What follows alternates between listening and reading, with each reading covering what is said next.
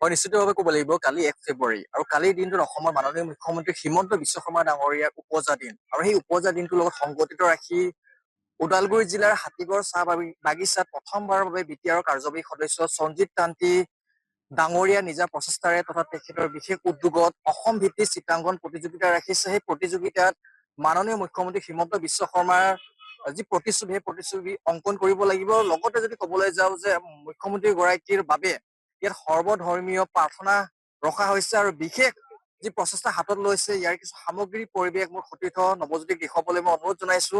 এই মুহূৰ্তত আহি উপস্থিত হৈছো বৰ্তমান ওদালগুৰি জিলাৰ হাতীগড় চাহ বাগিচাত থকা যি খেলপথাৰ, আচলতে যি খেলপথাৰত কালি অনুষ্ঠিত হ'ব অসম ভিত্তিক চিত্ৰাংকন প্ৰতিযোগিতা, য'ত অসমৰ মাননীয় মুখ্যমন্ত্ৰী হিমন্ত বিশ্ব শৰ্মা ডাঙৰীয়াৰ প্ৰতিচ্ছবি অংকন কৰিব প্ৰায় 1000তকৈ অধিক চিত্ৰশিল্পীয়ে।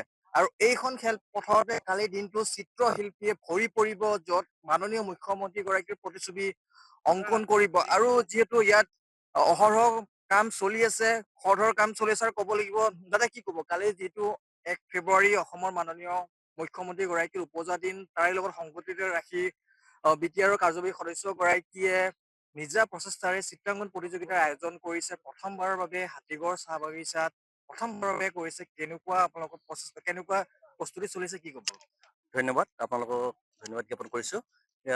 সৰ্বপ্ৰথমে মই ক'বলৈ যাওঁ, অহাকালি 1 ফেব্ৰুৱাৰী আমাৰ অসমৰ জনপ্ৰিয় মুখ্যমন্ত্ৰী হিমন্ত বিশ্ব শৰ্মাৰ জন্মদিন আৰু এই জন্মদিনৰ উপলক্ষে আমাৰ ওদালগুৰি জিলাৰ ননাই চেৰফাং সমষ্টিৰ আমাৰ এই বিটিআৰৰ সন্মানীয় সঞ্জিত কান্তি ডাঙৰীয়াৰ নেতৃত্বত এই আমাৰ হাতীগড় খেলপথাৰত এই অসম ৰাজ্যিক ভিত্তিত এই চিত্ৰাংকন প্ৰতিযোগিতা আয়োজন কৰা হৈছে।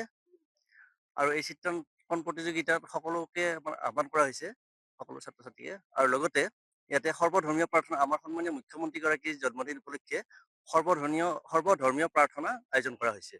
আৰু সকলোৰে সহযোগিতা আৰু উচিত মই সাদৰে কামনা কৰিছোঁ। যিটো আপোনালোকে ৰেজিষ্ট্ৰেশ্যন ৰাখিছিলে, কিমান মান চিত্ৰশিল্পীয়ে বৰ্তমানলৈকে ৰেজিষ্ট্ৰেশ্যন কৰিছে? যিটো আমি গম পাইছো যে প্ৰায় 1000তকৈ অধিক চিত্ৰশিল্পীয়ে ৰেজিষ্ট্ৰেশ্যন কৰিছে, আপোনালোকৰ মতে বৰ্তমান সময়লৈ কিমান কৰিছে? হয় হয়, ঠিকে, আপোনালোকে ঠিকে শুনিছে। এতিয়ালৈকে 1000 অতিক্ৰম হৈ গৈছে। হয়তো আজিও অনলাইন হৈ আছে, আজিও বহুত শিল্পীয়ে ইয়াতে যোগাযোগ কৰি আছে। নিশ্চয় আমাৰ বিশ্বাস 2000 কম নহ'ব বুলি আমি আশা ৰাখিছোঁ। 2000 পাৰ হৈ যাব। প্ৰাইজ মানি আমাৰ ৰখা হৈছে, প্ৰথম পুৰস্কাৰ আমাৰ 1 লাখ টকা আৰু হয় হয়, পৰ্যায়ক্ৰমে আমি পুৰস্কাৰবিলাক ৰাখি আছো।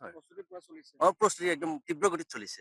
আমাৰ গোটেই যিবিলাক আমাৰ হেৰি আছে কৰ্মকৰ্তা সকলোৱে সহযোগ কৰিছে আৰু সুন্দৰভাৱে আমি অনুষ্ঠানটো আগবঢ়াই নিব পাৰিম বুলি আমাৰ মানে দৃঢ় বিশ্বাস। নিশ্চিতভাৱে ক'ব লাগিব যে সুন্দৰভাৱে এই অনুষ্ঠানটো যাতে কালি পৰিচালনা কৰিব পাৰি তাৰ বাবে যুদ্ধধি প্ৰস্তুতি চলিছে। আৰু মোৰ সতীৰ্থ নৱজ্যোতিয়ে সামগ্ৰিক পৰিৱেশ দেখুৱাই আছে। দেখি দা নিউজ প্লাছৰ দৰ্শকসকলে দেখিবলৈ পাইছে হাতীগড় চাহ বাগিচাৰ যিখন খেলপথাৰত কালি অনুষ্ঠিত হ'ব অসম ভিত্তিক চিত্ৰাংকন প্ৰতিযোগিতা, যি প্ৰতিযোগিতাত প্ৰায় 1000তকৈ অধিক চিত্ৰশিল্পীয়ে অংশগ্ৰহণ কৰিব। আৰু যিটো অনলাইনৰ ৰেজিষ্ট্ৰেশ্যনৰ এটা ব্যৱস্থা কৰা হৈছিলে, আৰু যি অনলাইনৰ ৰেজিষ্ট্ৰেশ্যন, সেই অনলাইনৰ ৰেজিষ্ট্ৰেশ্যন বৰ্তমান সময়লৈকে চলি আছে। আৰু আমি যিহেতু জানিব পাৰিছো প্ৰায় 1000তকৈ অধিক চিত্ৰশিল্পীয়ে বৰ্তমান সময়লৈকে ৰেজিষ্ট্ৰেশ্যন কৰিছে।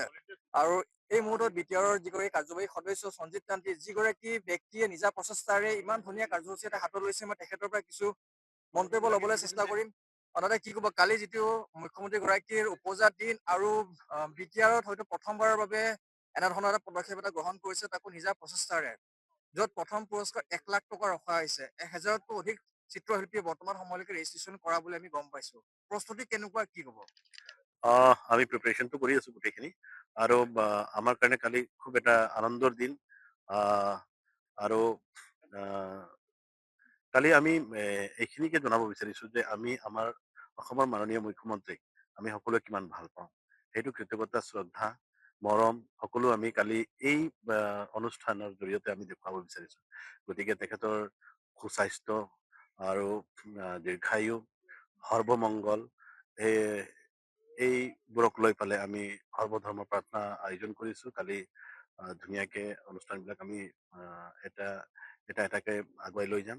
আৰু যিখিনি মানে আশা কৰিছিলো যে ইমানখিনি মিনিমাম ইমানখিনি বা মেক্সিমাম ইমানখিনি পাৰ্টিচিপেণ্ট হ'ব বুলি, তাতকে আমাৰ কিবাতকে বেছি হ'ল এক্সপেক্টেশ্যনছকে ইভেন আউট অফ আছামো আমাক কিছুমান আৰ্টিষ্টবিলাকে যোগাযোগ কৰিছে চ' ভাল লাগি আছে আৰু ভগৱানৰ পৰা আশীৰ্বাদ বিচাৰিছোঁ কালি যাতে অনুষ্ঠানটো ভালভাৱে পৰিচালিত হয় বতৰো আমাৰ কাৰণে যাতে সুবিধাজনক হয় সকলো বতৰৰ ওপৰত নিৰ্ভৰ কৰি আছে গতিকে এইখিনিয়ে আৰু লাগি আছো কালিলৈকে ৰেডি হৈ যাব চিত্ৰশিল্পীসকল আহিব বিষয়বস্তু কি ৰাখিছে আৰু তেওঁলোকে লগত কি কি আনিব কেনেধৰণৰ ব্যৱস্থা কৰিছে যদি চমুকৈ জনাই আৰ্টিষ্টসকলে তেখেতসকলে নিজৰ যিখিনি লাগে পেঞ্চিলৰ পৰা কালাৰৰ পৰা আদি কৰি পেপাৰ তেওঁলোকে নিজে আনিব লাগিব আমি নাজানো কোনোবা কেনভাছত বনাই কোনোবা চিম্পল পেপাৰত বনাব কোনোবা ইন কেছ সৰু সৰু ল'ৰা ছোৱালীবিলাক আহিছে তেখেতসকলে গম নাপায় যে আমাৰ তাত পেঞ্চিল নাই আমিতো আহি গৈছো পেপাৰ নাই সেইটো কাৰণে আমাৰ ব্যৱস্থা থাকিব সে পেপাৰ থাকিব আৰ্ট পেপাৰ থাকিব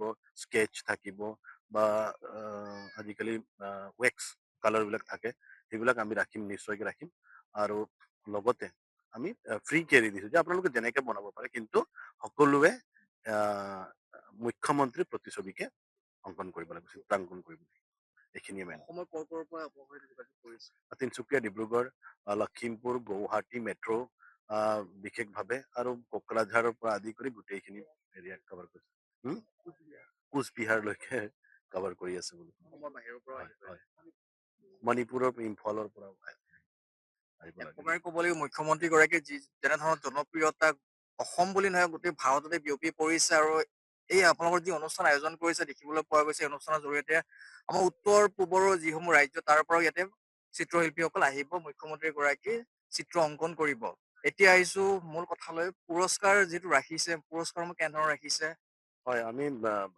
ভাবিছো যে কিবা বস্তু দিয়াতকে আমি নগদ ধন দিয়াটো বেছি ভাল হ'ব তেখেতসকলৰ মতে সেই ধনটো খৰচ কৰিব পাৰিব গতিকে প্ৰথম পুৰস্কাৰ আমি চিনিয়ৰ কেটেগৰীত 1 লাখ টকা দ্বিতীয় 50,000 আৰু তৃতীয় 25,000 টকা জুনিয়ৰ কেটেগৰী আমি প্ৰথম পুৰস্কাৰ 50,000 টকা দ্বিতীয় 25,000 টকা আৰু তৃতীয় আমি 15,000 টকা ৰাখিছোঁ চ' গতিকে এইখিনি পুৰস্কাৰ থাকিব লগতে তেখেতসকলে আহিব ইয়াতে চিত্ৰাংকন 3 আৱাৰ্ছ দিয়া হ'ব জাজেছ 3জন আহিব গুৱাহাটীৰ পৰা তেখেতসকল এক্সপাৰ্ট হয় আৰু তেখেতসকলে 1 ঘণ্টা সময় ল'ব জাজমেণ্ট দিবৰ কাৰণে আৰু চিত্ৰাংকন শেষ হোৱাৰ লগে লগে তেখেতসকলে আমাৰ ইয়াতে সকলোৱে মিলি ফালে এসাঁজ আহাৰ গ্ৰহণ কৰিব সকলোৱে আৰু অলপ গীত মাতো ৰাখিছো আমি অলপ আমাৰ যিখিনি সংস্কৃতি আছে সেইখিনি অলপ দেখাম সেইখিনিয়ে আমি পজিটিভলি 9টাৰ পৰা আৰম্ভ কৰিম বুলি ভাবিছো কিয়নো